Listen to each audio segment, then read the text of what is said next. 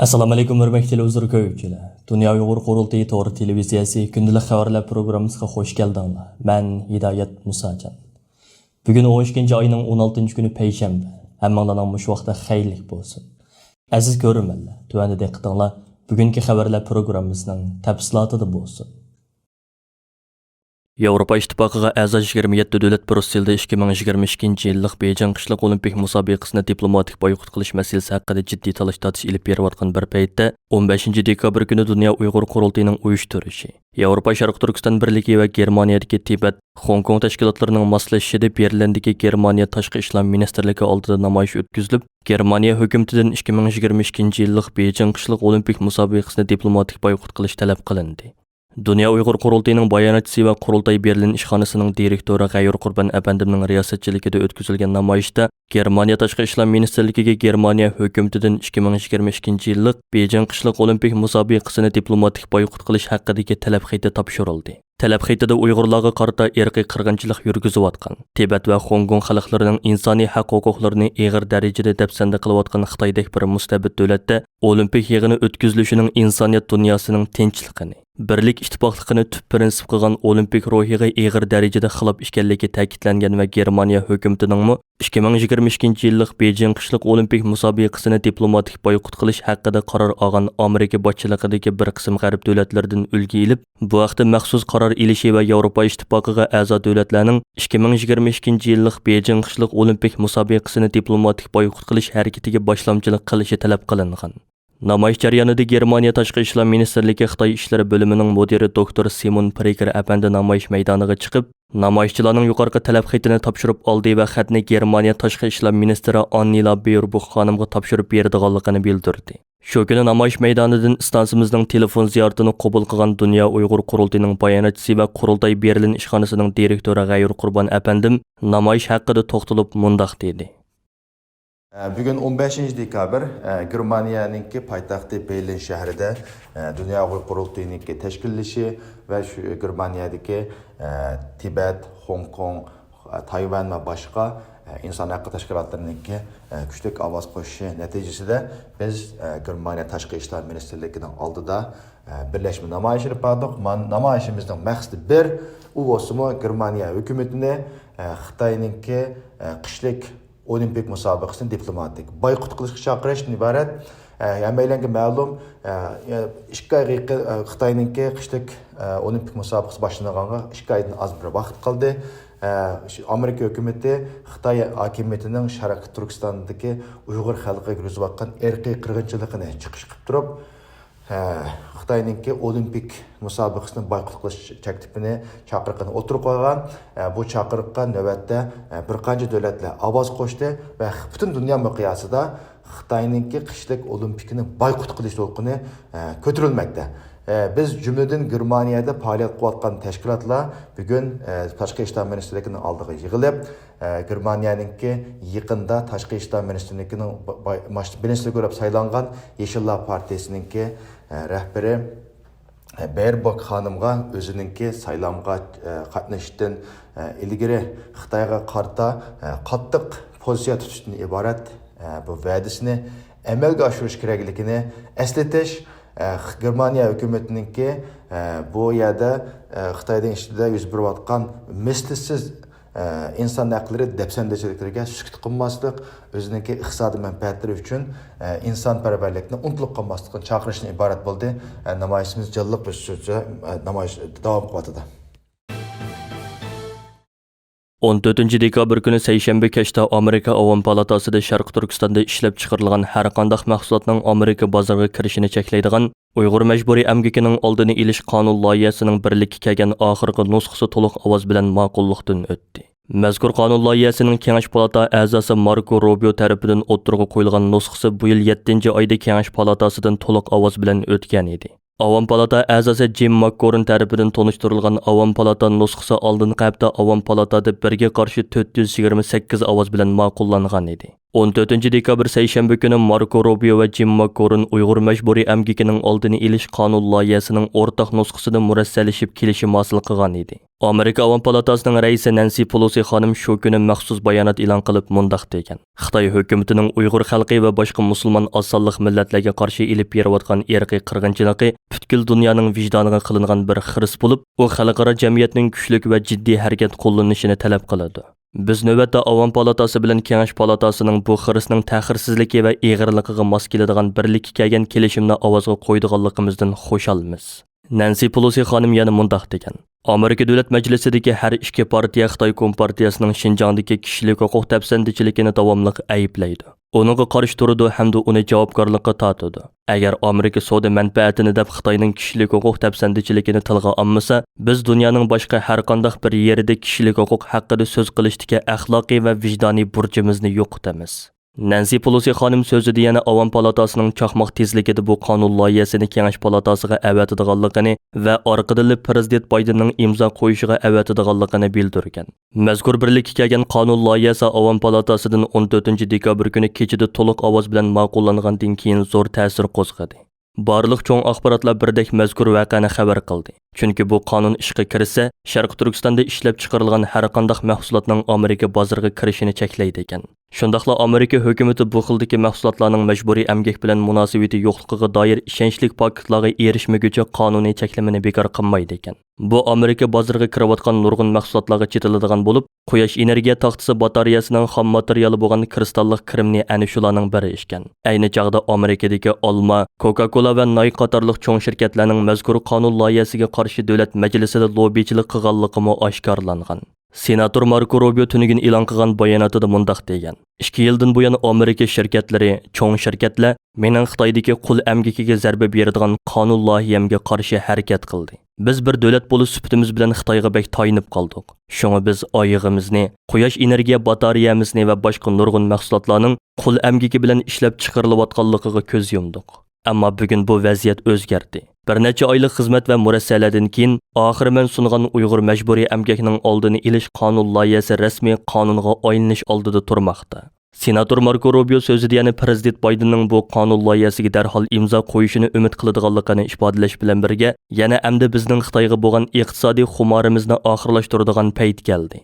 Bu qul amgikiga zarba berishdan boshlanish kerak degan. Shu kun yana Avam palata a'zosi Jim McGovern so'z qilgan. U so'zida oldi bilan bu o'rtaq loyihani vujudga chiqarishda rol o'ynagan barliq a'zolarga va Nancy Pelosi xonimga rahmat aytgan. U yana mundaq degan. Majburiy emgak degan intayin eg'ir kishilik huquq tafsandichiligidir. Majburiy emgak asosida ishlab chiqarilgan mahsulotlarning Amerikaga kirishi Amerika qonuniga xilof. Biz bu qonun loyihasini Xitoy hukumatining Uyg'urlarga yurgizayotgan irqiy qirg'inchiligi va insoniyatga qarshi jinoyatiga taqobil turish maqsadida o'ttirga qo'ydik.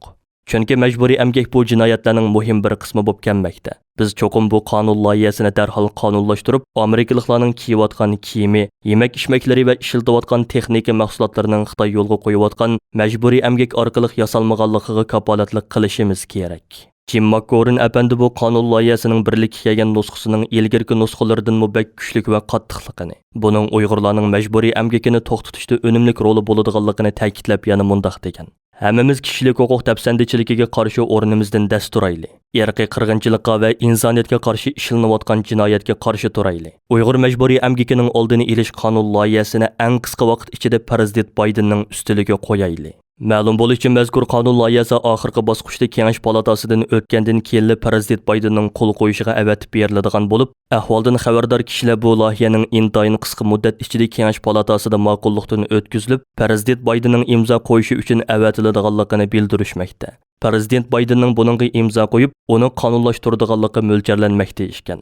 14 dekabr kuni Oqsaroy bayonotchisi Jin Psakining bu vaqtdagi bayonoti bu mo'ljalning reallikqa aylanishini yanada quvvatlantirgan. Jin Psaki bayonotida mundaq degan. Prezident Davlat Majlisidagi 2 partiya a'zolari sungan Uyg'ur majburiy emgakining oldini ilish qonun loyihasi to'g'risidagi kelishimni qarshi oladi.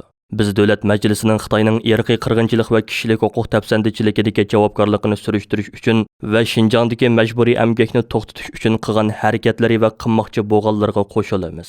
Hökumətimizmi allaqachon viza cheklamasi qo'yish, yer shari magnitskiy qonuniy va boshqa moliya jazolarini qo'yish, eksportni kontrol qilish, import cheklamasi va savdo tavsiyasi e'lon qilish qatorliq konkret tadbirlarni qo'llangan. Prezidentimiz yana G7 davlatlari yig'inidami yer sharidagi barliq ta'minlash zanjirining Shinjongdagi majburiy emgakni o'z ichiga olgan majburiy emgakdan xoli bo'lishini talab qilgan. Hökumetimiz bu qonun loyihasining ishga kirishishidami davlat majlisi bilan yaqindan hamkorlashib, yer shari ta'minlash zanjirining majburiy emgakdan xoli bo'lishiga kapolatlik qiladi. Dünya Uyghur Qurultayının arzi bilan 2020 Londonda qurilgan Uyghur Sud kollegiyasining 9-dekabr kuni Xitoy hukumati Uyg'urlarga qarata irqiy qirg'inchilik va insoniyatga qarshi jinoyat yurgizyotidi deb hukm chiqarishida intayin halqiliq rol o'ynagan Kommunizm qurbonlari xotira fondining Xitoy ishlari tadqiqotchisi Dr. Adrian Ziniz apandi Erkin Osiyo radiosi Uyg'ur bo'limining ziyoratini qabul qilib, sudning hukmi e'lon qilingan 9-dekabr kunining Uyg'urlar uchun tarixiy ahamiyatga ega bir kun ekanligini ta'kidladi. Sotning hukmnomasi e'lon qilingan Hamalli sot zalidan stansimizning bevosita ziyoratini qabul qilgan Dünya Uyg'ur Qurultayining raisi Dolqin Aysa apandim Uyg'ur sud kollegiyasining hukmini qizg'in qarshi oladiganligini ifoda qilish bilan birga Uyg'ur sud kollegiyasining hukmi e'lon qilingan 9-dekabr kunini Dünya Uyg'ur Qurultayining Uyg'ur irqiy qirg'inchiligi xotira kuni deb bekitganligini jakarlagan edi. Bu hukmning chiqarilishida Kommunizm qurbonlari xotira fondining Xitoy ishlari tadqiqotchisi Dr. Adrian Ziniz e'lon qilgan 28 betlik homildorlikdan saqlanish, majburiy tug'ut cheklash, Xitoy Kompartiyasining Uyg'urlarning tug'ilish nisbatini kontrol qilish harakati nomli dokladda hal qilg'uch rol o'ynagan. Dokladda Xitoy hukumatining planliq tug'ut siyosatiga oid rasmiy hujjatlardagi mazmunlar va bu siyosatning orqasiga yushirilgan planlari oshkorlangan edi. Adrian Ziniz dokladda yana Uyg'urlar eng ko'p o'ltiraqlashgan Qashqar va Xotandan iborat ishki rayonidagi Uyg'ur nüfusi 2015-yildan boshlab tiksizlik bilan tuvallab manganligi, 2020 yilga kelganda nüfusning ko'payish nisbati 0 bo'lganligini ko'rsatgan. Sotning hukmidan keyin Erkin Osiyo radiosi Uyg'ur bo'limining ziyoratini qabul qilgan Dr. Adrian Ziniz apandi Uyg'ur sud kollegiyasining hukmining ahamiyati haqida to'xtalib mundoq dedi. It's a historic day for the Uyghurs. It feels very special. Menimce o gün Uygurlar için tarihi bir gün oldu. Gerçi bu sotun resmi mecburi icra kıldırış yoki siyasi gücü bulmasımı nayda alaylı kesbi ilip verildi. Birinci kıtım bir sot tarafından irqi qirg'inchilik haqidagi modda dalil isbotlar bilan nayda astoydil tafsili tushuntirildi. Bunun qonuniy asoslari tushuntirildi. Albatta burun nurg'un dokladlar e'lon qilingan. Ammo bir sot kollegiyasi tarafidan hukm chiqarilishi bu o'xshamaydi. Ular nurg'un guvohlarning va tadqiqotchilarning guvohligi orqali nurg'un dalil isbot to'pladi. Ular haqiqatan zo'r kuch sarf qildi. Shuningdek, menimcha, bu kun tarixiy ahamiyatga ega. Amerika Kengash palatasi 15-dekabr ovoz berib, Amerikaning 770 milliard dollarlik 2022 yillik mudofaa xomchut qonun loyihasini ma'qullagan. Ma'lum bo'lishicha, mazkur qonun loyihasida Amerika Davlat Mudofaa Ministrligining Sharqi Turkistonda ishlab chiqarilgan majburiy emgak mahsulotlarini sotib olishi cheklangan. Kengash palatasi mutlaq ko'p ovoz bilan ma'qullagan bu qonun loyihasining yana bir varianti shu kuni Avam palatasida mutlaq ko'p ovoz bilan ma'qullangan. Prezident Baydenning imzo qo'yishiga yo'llanadigan bu qonun loyihasi ma'qullanishidan bir kun avval Avam palatasi birdek ovoz bilan Uyg'ur majburiy emgakining oldini olish qonun loyihasining oxirgi loyihasini ma'qullagan edi. Bu qonun loyihasi yana Amerikaning Tinch okean rayonidagi asosli raqiblarga qarshi belgilamalarni, jumladan mazkur rayonda Xitoyga qarshi hayvasini kuchaytirishga oid 7 milliard 100 million dollarlik qo'shimcha xomchotni o'z ichiga oladi ekan.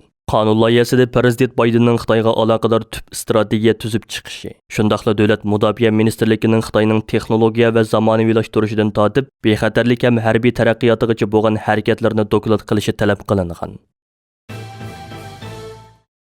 Amerikaning Washington pochtasi gazetida erishgan yangi hujjatlar Xitoy texnologiya shirkati Huawei'ning Sharqi Turkistondagi nazorat programmalariga qatnashganligini oshkorlagan. Bu gazetning ta'kidlashicha, ular Huawei'ning tor betidan buningga oid andish qilarliq narsalarga erishgan. Huawei'ning Uyg'urlarni nazorat qilishga qatnashganligi yangilik bo'lmasa-mu, biroq bu tunji qitim uningga doir dalillarning oshkorlanishidir. Washington pochtasining aytishicha, Huawei'ning ular erishgan va tarjimon qilgan PowerPoint tushuntirishidan uning Sharqi Turkistondagi majburiy emgak, qayta tarbiyalash lagerlari va nazorat sistemasining texnik qurilishiga aralashganligi ma'lum bo'lgan. Xabarda bu dalillar Huawei'ning rayondagi osonlik millatlarni jazolashga qatnashgan bo'lishi mumkinligini ko'rsatganligi ta'kidlangan. Xabarda aytilishicha, Washington pochtasi bu hujjatga Huawei bu uchurlarni o'zining tor bekitidan elib etishdan burun erishgan ekan. Xabarda bu hujjat Huawei'ning boshqa shirkatlar bilan birlashib qurgan bir qancha sistemaga oid tafsiliy uchurlarni, Şundaqla 2014-yildan 2020-yilgacha bo'lgan oraliqdagi meta sonliq ma'lumotlarni o'z ichiga olganligi bildirilgan. Ma'lum bo'lishicha, Amerika hukumatı Xitoyning Uyg'urlarni bostirishiga yordam bergan nurg'un Xitoy shirkatlarini qora tizimlikka olgan bo'lsa-mu, biroq hozirgacha Huawei'ning Uyg'urlarni bostirishda o'ynagan roli ancha diqqat qo'zg'amay kelgan edi. Hurmatli ko'ruvchilar, yuqorida Dunyo Uyg'ur qurultiyi to'g'ri televiziyasi kundalik xabarlar programmasida diqqatingizga sundik. Keyingi qitimliq programmamiz ko'rishaylik. Ko'rishcha omon bo'lgaysizlar. Xayr xo'sh.